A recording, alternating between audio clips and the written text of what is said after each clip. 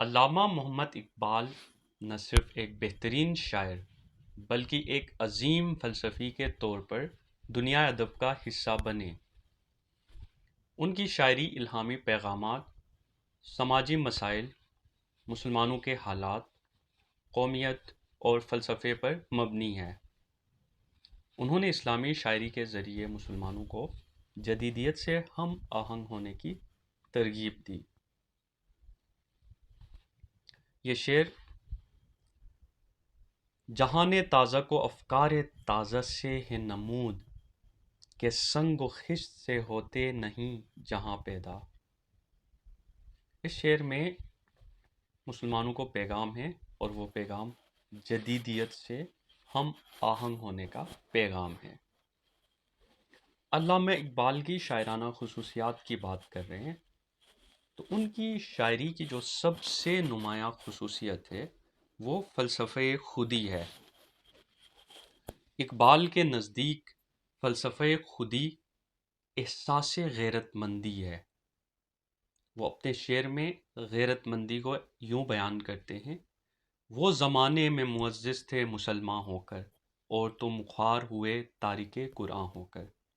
کہ وہ آباء و اجداد کی بات کریں، مسلمانوں کے آباء و اجداد کی بات کریں کہ وہ کتنے معتبر تھے زمانے میں، اور ان کا معتبر ہونا اس کی وجہ یہ تھی کہ وہ قرآن سے پیوستہ تھے، اور آج کی نسل خوار ہو رہی ہے کیونکہ ہم قرآن سے دور ہوئے ہیں اور ہم میں غیرت جو ہے وہ مر گئی ہے۔ ان کے نزدیک فلسفہ خودی کا مطلب ہے اپنی ذات و صفات کا احساس، یعنی اپنی ہستی کو سمجھنا۔ جیسے یہ شعر: اپنے من میں ڈوب کر پاجا سراغ زندگی، تو اگر میرا نہیں بنتا نہ بن اپنا تو بن۔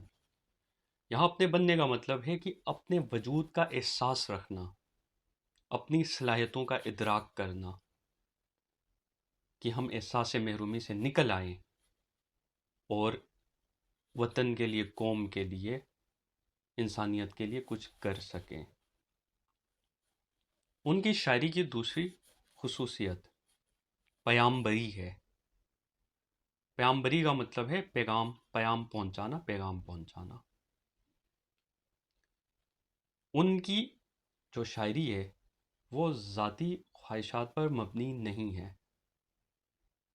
بلکہ ان کا دعویٰ ہے کہ انہوں نے قرآن کا جو پیغام ہے وہ شاعرانہ انداز میں لوگوں تک پہنچایا ہے۔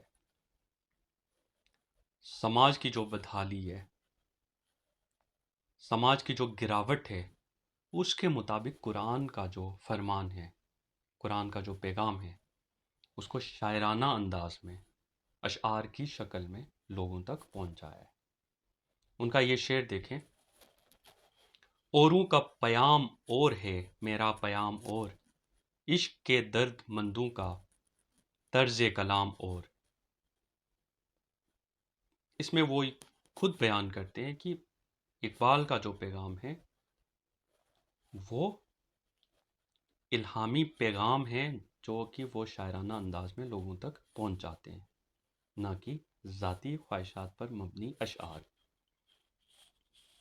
ان کی شاعری کی تیسری خصوصیت یورپی تہذیب سے بیزاری ہے، یعنی انہوں نے اپنی شاعری کے ذریعے مسلمانوں کو یورپ کی اندھی تقلید کرنے سے روکا ہے اور اسلامی ثقافت کو مقدم قرار دیا ہے، اور آباء و اجداد کی جو ثقافت ہے اس کی تعریف کی ہے کہ مسلمان اس ثقافت کی طرف لوٹ آئیں، نہ کہ یورپ کی اندھی تقلید میں مبتلا ہوں۔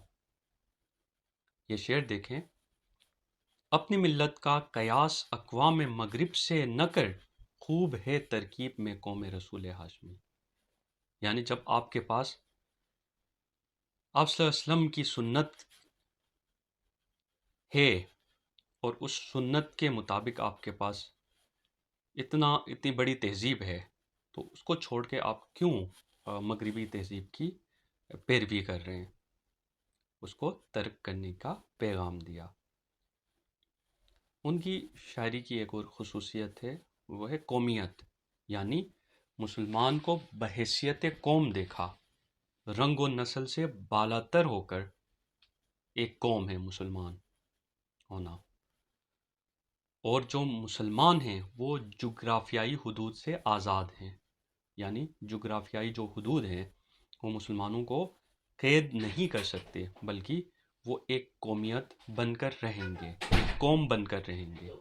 یہ شعر دیکھیں، ایک ہوں مسلم حرم کی پاسبانی کے لیے، نیل کے ساحل سے لے کر تا بکھا کے کاشگر، یعنی نیل سے لے کر کاشگر تک جو مسلمان ہیں وہ ایک ہی قوم کی حیثیت سے ہیں، ان کو جغرافیائی حدود اور رنگ و نسل متاثر نہیں کر سکتے۔